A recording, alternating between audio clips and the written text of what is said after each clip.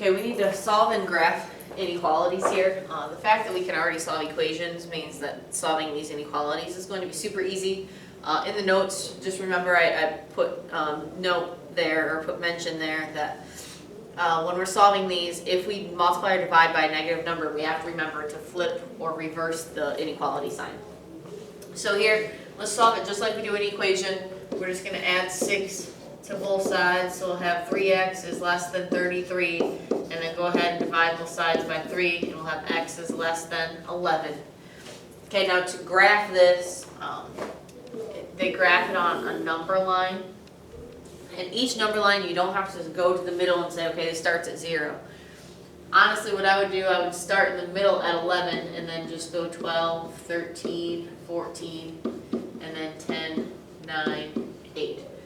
Now also in the notes I put in there that you have to recall from Algebra 1, I think it is, your inequality symbol itself.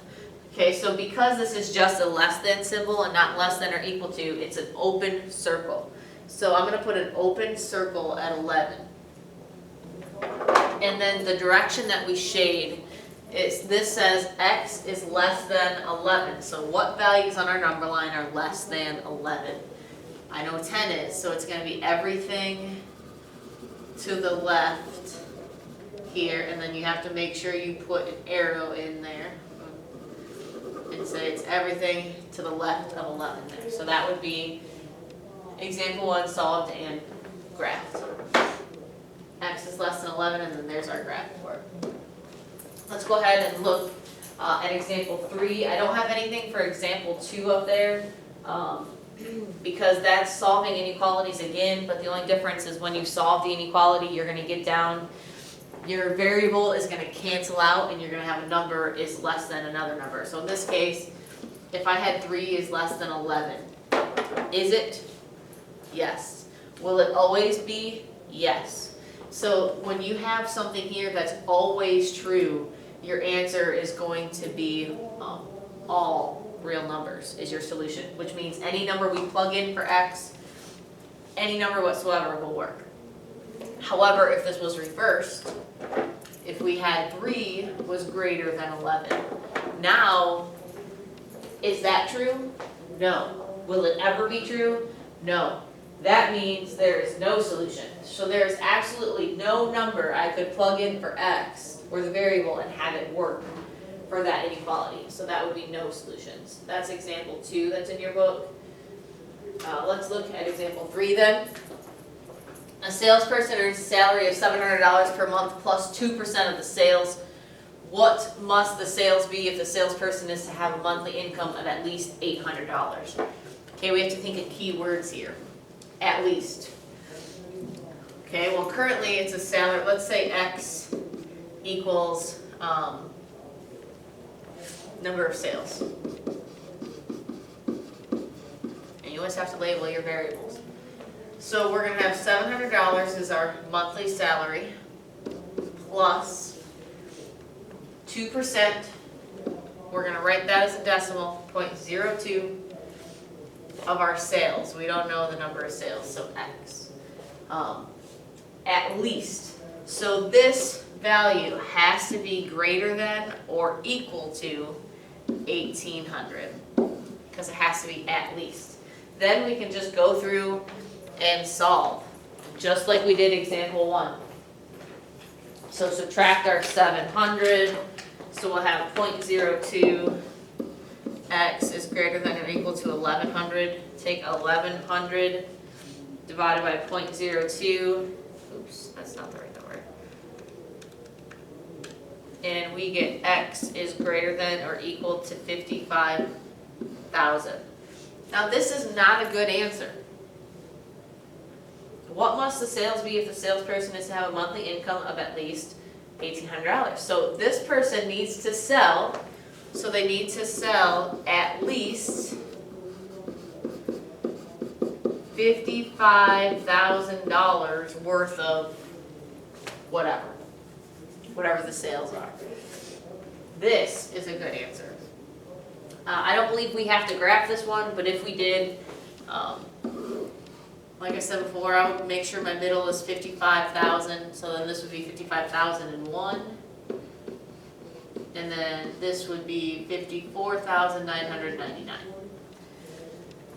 When we have greater than or equal to, again, the inequality itself matters here. We have to have a closed circle. So I'm going to close it on 55,000. And then it has to be greater than to that. So it can be any sales greater than 55,000. We'll make that equation true. Okay, so there's it solved in graph for example 3. Let's look at example 4. Here it's a compound inequality, so it's an inequality containing the word and. Now in this, our graph has to show that both of them work. It has to fit each equation, or each inequality. So we're going to solve each inequality, again, like we already have. So in this case, I would subtract x from both sides, and I would have x is greater than 6. Here I would add 7 to both sides, and x is less than 9. Okay. When we graph this,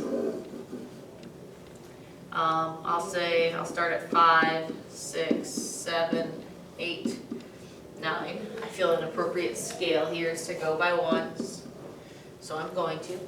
And we have to graph each inequality, each piece. X is greater than 6, open circle, and greater than we would shade to the right. Okay, and then here, x, it has to be less than 9, so I'm going to open circle at 9, and it should be shaded to the left. So our graph is actually just this midsection here, because the value we have to plug in has to work for this inequality and this one. And the only values that are work are the ones between 6 and 9 that will work for both of them. Hence the word and. It must work for both. Now, we have a different type of compound, or a different type of inequality, and that's like example 5, and that's an OR. A compound inequality containing OR. This means the value of x can work for this inequality or for this one. Okay, so there's a lot less restriction on our variables here. So I'm going to add 1 to both sides, and we'll have x is less than 4. And I'm going to subtract 3 to both sides, and we'll have x is greater than 5. So x has to be less than 4 or greater than 5. When we look at our graph here, I think an appropriate scale for this one is actually going to be a half. So there's 3, this would be 3.5, and we have 4. So 4.5, 5, 5.5, and 6. Okay, so let me, again, open circles at each. So an open circle at 4, an open circle at 5. And where are the values of x less than 4? Here, well, 3, 3.5. So all these values are less than 4. And then all these values, x is greater than 5. So 5.5, 6. So all these are greater than 4.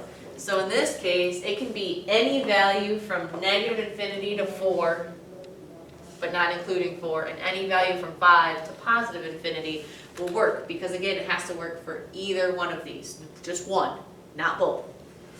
If you have any questions, make sure you write it down and bring it in, and we'll discuss it tomorrow. Have a nice day.